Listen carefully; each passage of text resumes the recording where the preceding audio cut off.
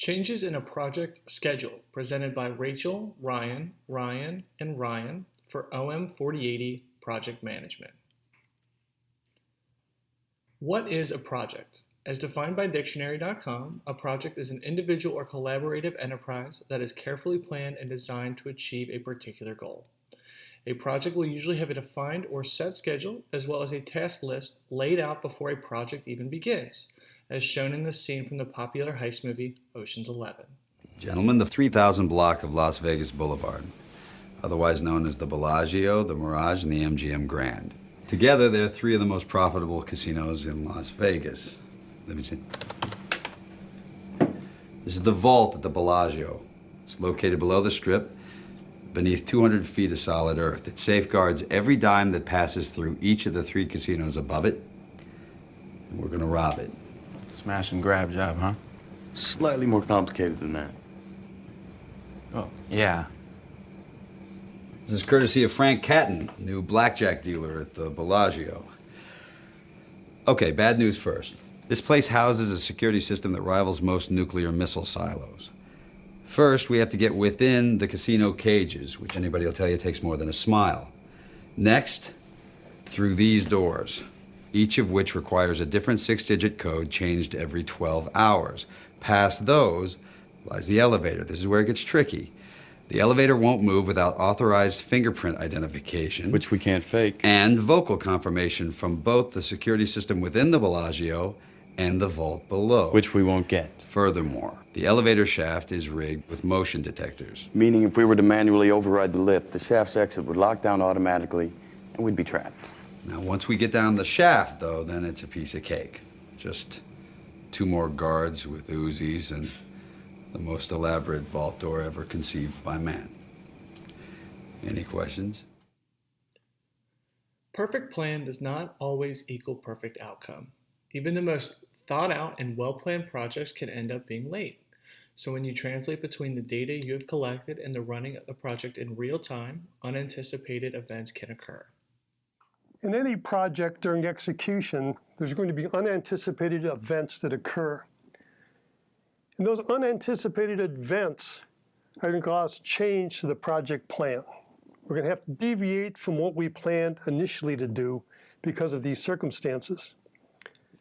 Unforeseen circumstances. Some unforeseen circumstances would include student syndrome, lack of resources, logistics, delay in the critical path tasks, and customer request change.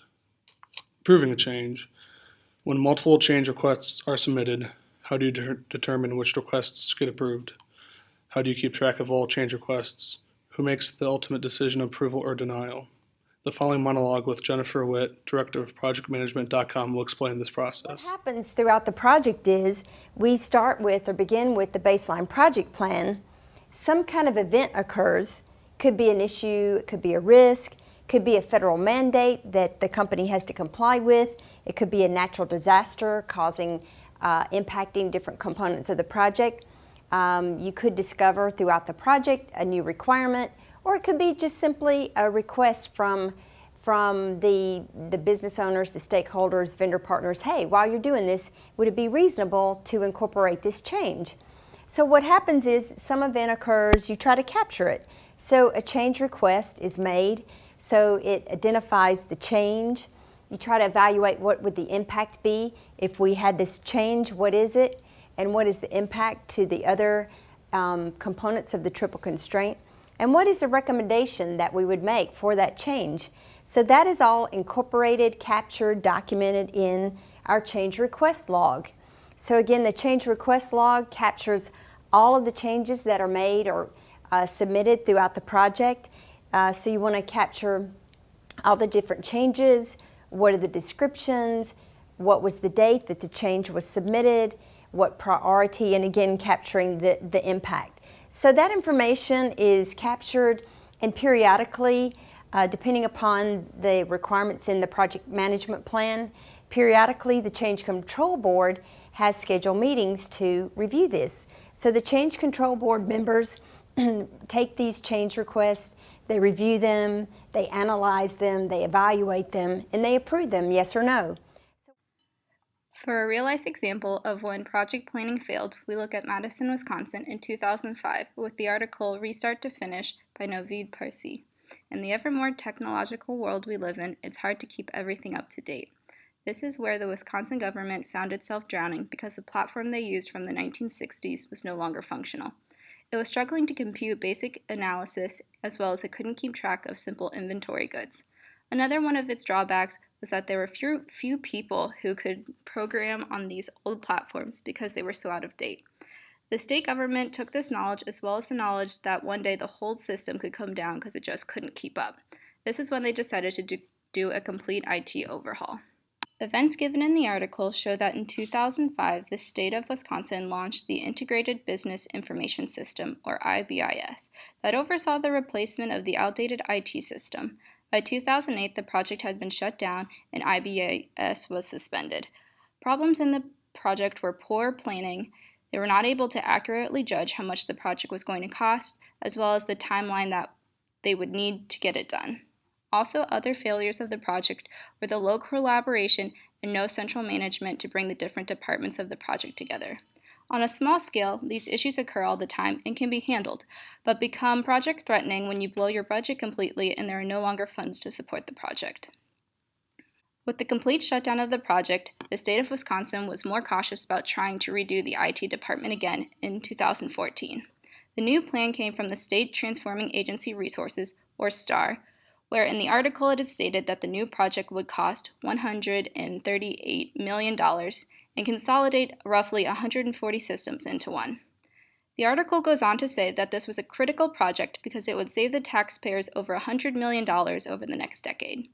This project was met with immediate conflict, where stakeholders asked how this project would be more successful where the other was not. In the article, STAR responded with a detailed plan of more engagement, third-party experts, and an agile approach to training and testing so that they could quickly adapt to the new system.